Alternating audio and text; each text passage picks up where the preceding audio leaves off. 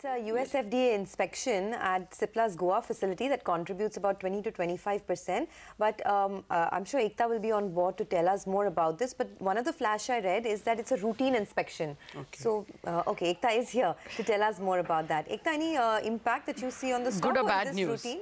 Well, maybe a little bit of uncertainty, which always comes with any sort of inspection. So remember that Goa is Cipla's largest plant when it comes to the US FDA operations. It's around 20 to 25% of their total US sales in terms of filings, etc.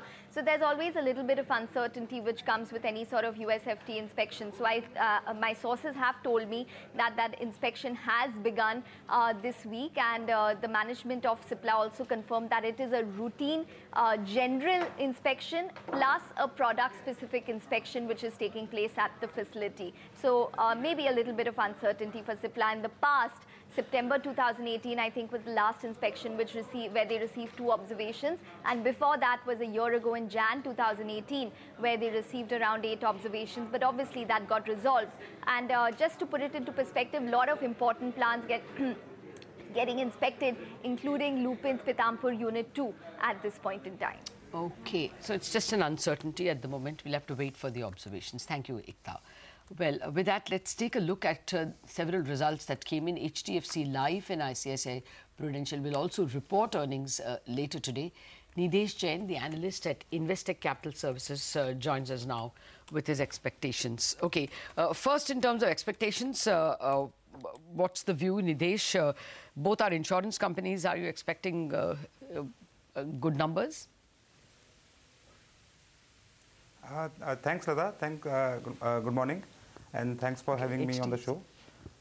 So on expectations, on the premium numbers are already out. If you look at the entire sector, Q3 premium numbers for individual companies as well as sectors are already out, where we have seen for ICICI Pru there has been a decline in premium growth.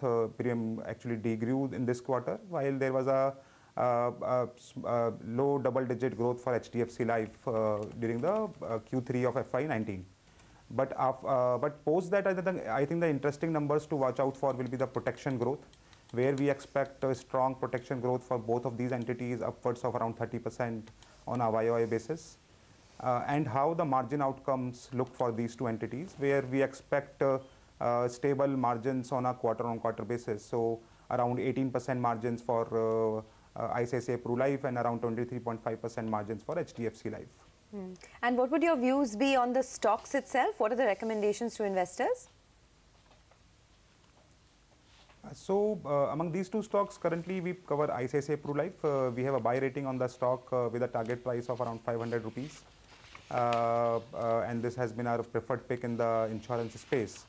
The key thesis here is that this company, we see top line growth of around 15% over next 3 to 5 years. We see substantial scope of margin improvement, which will lead to a VNB growth of around 20% over next 3 to 5 years. And if we look at the valuation of the entity, it is trading at single-digit VNB multiple, where market is saying that market is pricing in a very low single-digit VNB growth from the company. So expectation from the markets are pretty low. Where because the last 3 to 6 months performance from the company was also a bit muted. But we expect this to revive over next 6 to 12 months. There have been multiple steps which the company has taken to improve the volume growth. Historically, volume growth was pretty tepid from ICICI Pru Life. So as the volume growth improves, I think the stock should do well over next 6 to 9 months. Okay, do you track, you track a lot of these NBFCs. So what are your thoughts on L&T Finance? This time around, the disbursements fell 20% year on year, but other internals look pretty good. The AUM growth was very strong. Any thoughts on how to approach that one? So I don't cover L&T Finance, but on the NBFC sector as a general, this quarter we are likely to see disbursement growth for all the NBFCs coming off on a YOY basis. Primarily because of the liquidity situation that the NBFCs have seen. Having said that, asset quality is holding up quite well. Whichever NBFCs we have spoken to, none of them have complained. None of them have any complaints on the asset quality. It's only the disbursement number for this quarter which is looking weak. But apart from that, all other metrics, the NBFCs are expected to do quite decent in the quarter. Even on the reported profit numbers, we expect decent growth on a YOY basis from NBFCs. Do you cover AMCs, mutual funds?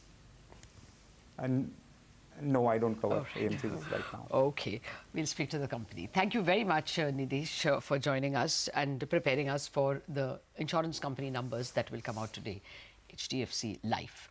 We take a break on that note. Up next, we're going to take stock of all the expected earnings today with Prakash Diwan, who will be joining in to analyze some of the numbers.